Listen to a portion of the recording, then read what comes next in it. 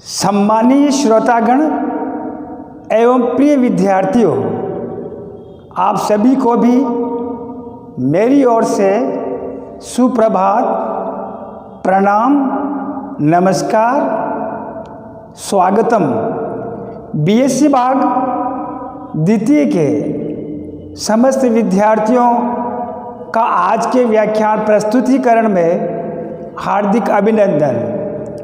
प्रिय विद्यार्थियों, हम बीएससी भाग द्वितीय के प्रश्न पत्र तृतीय के भौतिक रसायन विषय के इकाई द्वितीय के ऊष्मागतिक द्वितीय शीर्षक पर हम अपना व्याख्यान प्रस्तुत कर रहे थे, जिसमें हमारा शीर्षक कार्नोट चक्र था।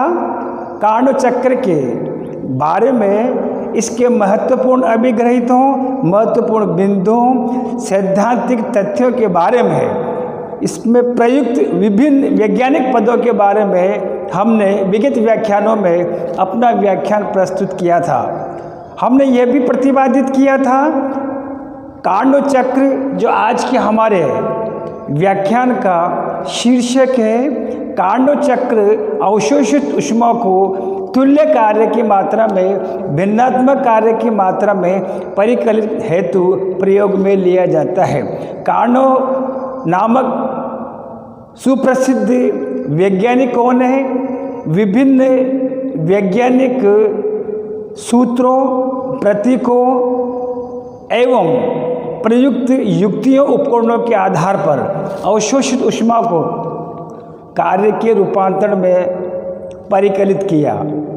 प्रमुख रूप से जो कार्नोट चक्र जो निर्मित होता है, इसके प्रमुख चार पद, चार प्रक्रम जो इस तरह से है, जिसमें ये संपूर्ण चार प्रक्रम और चार पद आपस में युग्मित होकर के एक पूर्ण संपूर्ण चक्र का निर्माण करते हैं। प्रिय विद्यार्थियों, कार्नोट चक्र का आलेखी निरूपण फिगर 1 में दर्शाया गया है, जिसमें ऐसे लेके जो बी तक जो आप इसमें वक्र देख रहे हैं, प्रक्रम देख रहे हैं, ये वाला प्रक्रम जो है समतापीय प्रसार पद को दर्शाता है। यहाँ पर जो है बी से लेके सी तक जो अगला वाला जो पद है, ये रुद्धोष्म प्रसार को दर्शाता है, और इसके बाद में सी से लेकर के डी तक जो अगला वाला जो पद इसमें शामिल किए गए हैं, वो समतापी ठीक इसके बराबर वितक्रिय वितक्रम एवं ऋणात्मक चिन्ह के रूप में समतापी संपीड़न के पद को दर्शाता है। ठीक उसी तरह से बी से सी के समानांतर रूप से स्थित जो हमारे पास पद है, उसको हम रुद्धोष्म संपीड़न पद के रूप में इसका नामकरण किया गया है। इस प्रकार से ये चारों प्रक्रम, चारों पद आपस में युग्मित होकर के एक संपूर्ण कार्नोट चक्र का निर्माण करते हैं। आइए समझने का प्रयास करते हैं हम। प्रथम वाला जो पद है, ऐसे लेके जो हमारे पास में जो बी, जिसको समतापी प्रसार कहा जाता है, इस पद की प्रमुख थ्योरी में आपके सम्मुख एक दृष्टांत के सहायता से, एक प्रदर्शन के माध्यम से प्रयोग करके जो है इसको हम समझने का प्रयास करते हैं। मेरे हाथ में जो डस्टर है, इसको मैं ऊष्मा स्रोत के रूप में जो है नामकरण करूँगा। डस्टर को जो है ऊष्मा स्रोत के रूप में प्रयोग में लूँगा।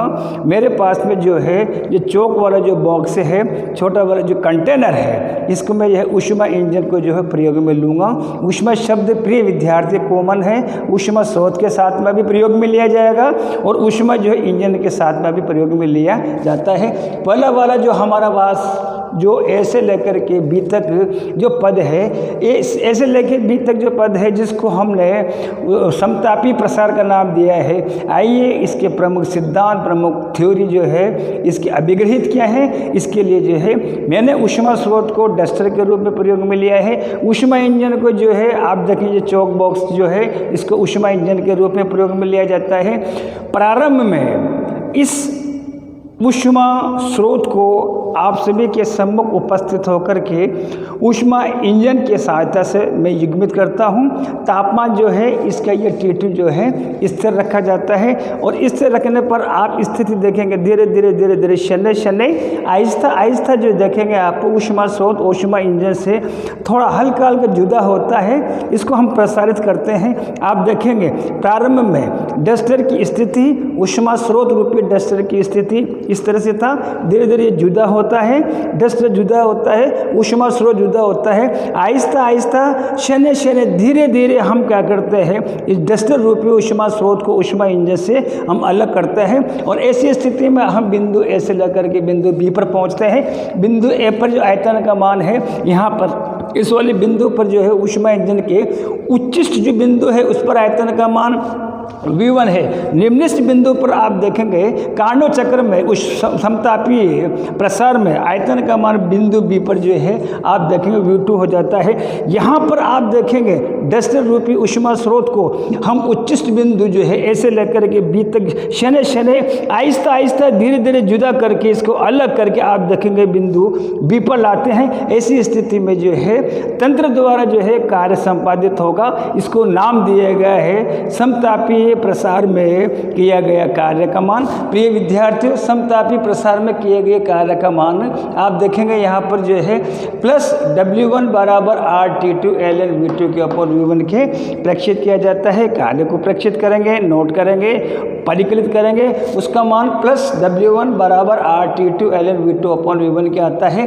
प्रिय विद्यार्थियों, हमारे पास में जो है ये सूत्र प्लस W1 बराबर RT2 ln V2 upon V1 है। यहाँ पर जो कार्य का मान है आप देखेंगे धनात्मक होगा, क्योंकि बिंदु B पर जो आयतन स्थित है उसका आयतन का मान V2 है। या आयतन V2 जो V1 से ज़्यादा होता है, ये मान प्लस W1 धनात्मक होगा, क्योंकि V2 का मान V1 से ज़्यादा होता है। और इकाई प्रथम में ऊष्मागतिक प्रथम में हमने इस मान को परिकलित किया था, वो मान वहाँ से परिकलित करके आप प्रत्यक्ष रूप से जो है समतापी प्रसार में जो किए गए कार्य का मान प्लस W1 बराबर RT2 ln V2 upon V1 के रूप में लिखेंगे।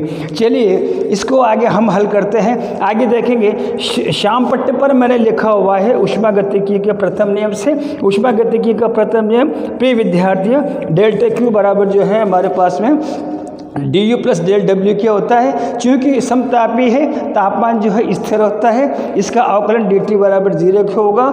ऊष्मागतिकी के प्रथम नियम को हमने जो है समीकरण नंबर 2 के द्वारा जो है चिन्हित किया है। आगे आप देखेंगे चूँकि यहाँ पर dt बराबर जो है 0 के होता है, हमने इसको सिद्ध किया है। आगे देखेंगे आंतरिक ऊर्जा ताप का फलन होती है किसके नियम से, जूल के नियम से होती है। चूँकि dt बराबर 0 है, आंतरिक ऊर्जा जो है ताप पर निर्भर करते आयतन पर अनाश्रित होती है। ऐसी स्थिति में dt बराबर du बराबर की 0 होगा। इसको समीकरण नंबर आप क्या कहेंगे, 3 कहेंगे, यानी कि du बराबर dt बराबर 0 के। यहाँ पर देखेंगे आप उसको समीकरण नंबर 3 कह करके इस तरफ आप आ जाएंगे और यहाँ आकर के ये भी पॉसिबल है। हम यहाँ पर जो है सामान्य जो ऊष्मा डेल्टा Q है उसको प्लस Q2 के द्वारा प्रदर्शित करेंगे। डेल्टा W जो है हमने यहाँ पर वर्ग विशिष्ट रूप से जो है सही प्रतीक जो है सामान्य डेल्टा W को हटा करके उसकी जगह पर हम जो है प्लस W1 प्रक्षित करेंगे। यहाँ पर नोट करेंगे, परिकलित करेंगे। उन तमाम जितनी भी चीज़ें हैं हमने परिकलित किए समीकरण नंबर 2 में, 3 में और ये 4 में और 5 में। इन समस्त मानों को समीकरण नंबर 1 में रखा जाता है। ऐसी स्थिति में हमें जो है एक अद्भुत हमें परिणाम प्राप्त होता है। पहले वाले पद से संबंधित समतापी प्रसार से संबंधित कि किए गए कार्य का मान प्लस W1 के अलावा प्लस Q2 के बराबर भी होगा। इसको हम जो है अगले वाले समीकरण जो है इसको हम चिन्हित करते हैं समीकरण नंबर 6। इस प्रकार से हमारा पहला वाला भाग जो है आइसो समतापी प्रसार वाला एड से लेके बी तक जो है कंप्लीट होता है। प्रिय विद्यार्थियों, अगला वाला जो पद है हमारे पास में वो यह है बी से लेकर के सी कर है। बी से लेकर सी तक मैंने श्याम पट्टे पर भी लिखा हुआ है। रुद्धोष्म प्रसार के बारे में हम जो चर्चा करेंगे, रुद्धोष्म प्रसार जो है बहुत ही ख़ास अहम होता है। इन चारों पदों में विभिन्न सिद्धांतों थ्योरियों को जो है सिद्धांतों को जो है हम अलग अलग चर्चा करके प्रदर्शन के माध्यम से प्रयोग के माध्यम से प्रत्येक पद में सम्मिलित कार्य का मान परिकलित करेंगे, फिर कुल कार्य का मान परिकलित करेंगे।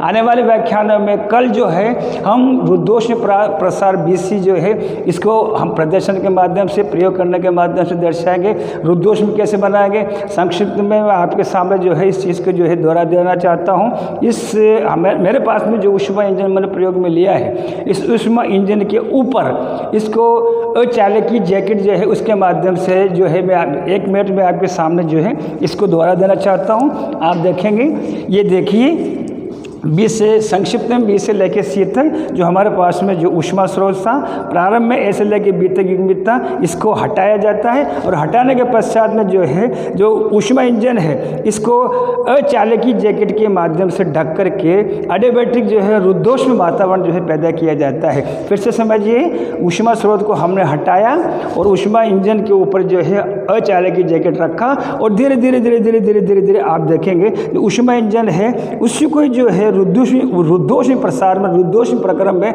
न तो ऊष्मा का आदान प्रदान होगा। ऐसी स्थिति में आप देखेंगे इसी अचालकी जैकेट के भीतर ऊष्मा इंजन को जो है प्रसारित किया जाएगा। और प्रिय विद्यार्थियों, और रुद्धोष्म प्रसार में ऐसी स्थिति में जब ऊष्मा का आदान प्रदान नहीं होगा, आप देखेंगे कि ये कार्य का मान आने वाले व्याख्यानों में जो है हम प्रस्तुत करेंगे। आप सभी को कोटि कोटि धन्यवाद, आभार।